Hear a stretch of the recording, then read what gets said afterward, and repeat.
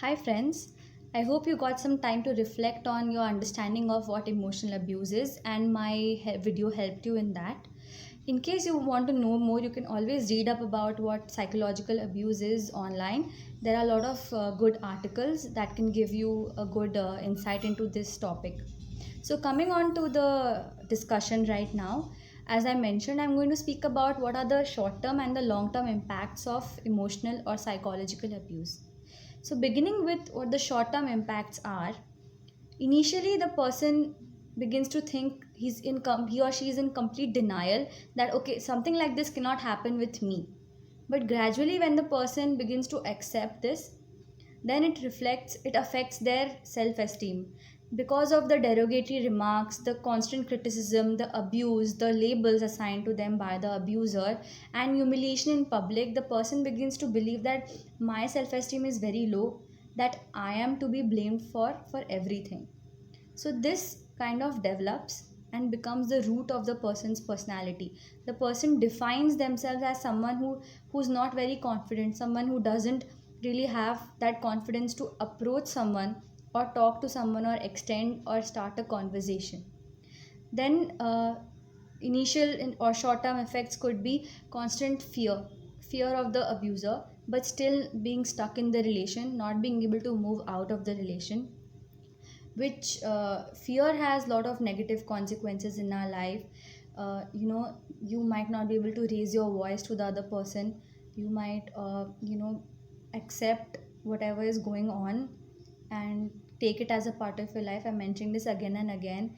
Then there's a lot of confusion in you that whether you should leave this relation, or he or she is the only one you have, so you are, or you begin to believe that all relations are like this, and that if I move out, my life is not going to be good, so let's accept what's happening right now. Then of course there's a lot of stress in your life because of this regular or constant emotional trauma that you're going through.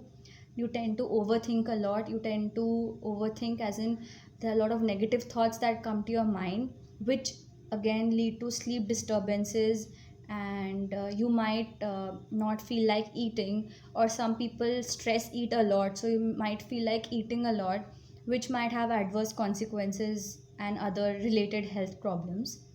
Coming to the long term impact, friends, anxiety, depression, these two are major things that are long term effects of continuous emotional abuse that a person is going through. Then there can be social withdrawal. You might not want to move out because there has been so much of invasion in your privacy level. There has been complete isolation because of the abuser, who's tried to maybe message your friends and not letting you go out and controlling activities in your life. So there's this tendency of socially withdrawing yourself. Then there is always a self doubt. Things like, am I good enough? Was this all my fault? Am I really a person of a bad character or bad moral? Do I really have values? And all these sorts of negative things that come that start becoming your belief. They become a part of your belief system, and you start to define yourself as that person, someone who doesn't have a self-worth, someone who feels who's not good enough. And then gradually what the person tends to do is beginning to accept it as my fate. Like in Hindi we say this, ye meri kismat hai. So people, what they tend to do, those who are being abused regularly, those who are facing emotional abuse, they tend to believe that I have to accept this because this is what is written in my destiny, and maybe other relations are also like this, because this is happening to me, so it is all my fault. Things like this always tend to burge your mind. Then the person tends to go through psychological trauma, which affects relation also with others around them. And this is the point that I'm going to talk about right now, is a very serious issue, that all emotional abuses may often lead to domestic abuse, sexual abuse, and other physical violence. And lastly, completely demean your self identity. What you used to define yourself as before you were in an abusive relationship was very different, and what you see yourself as now as a victim of emotional abuse is completely very different.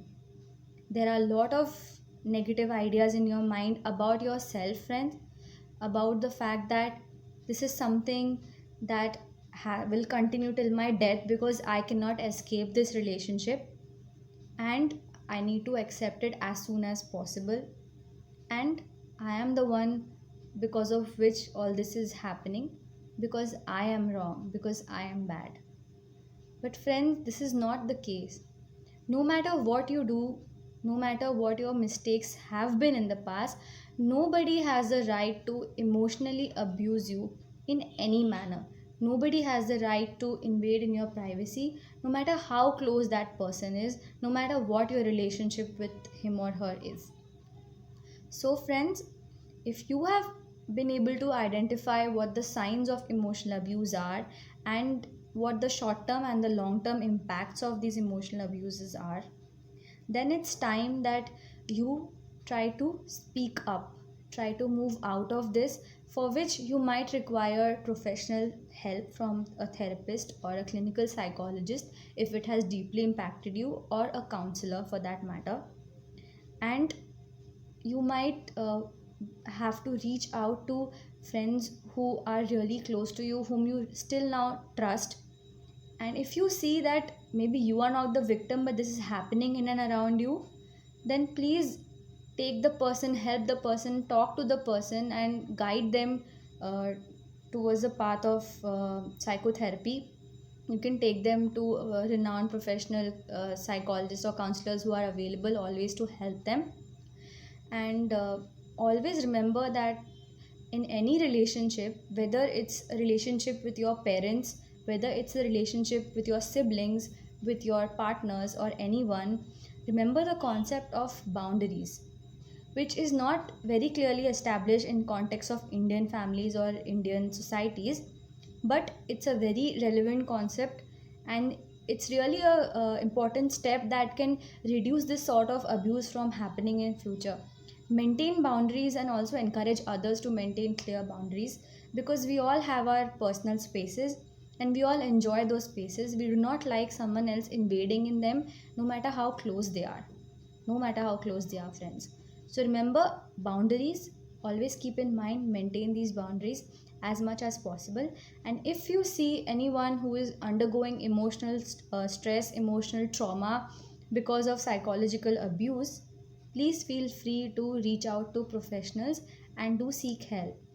Till my next video, friends, do stay safe and stay home. Thank you.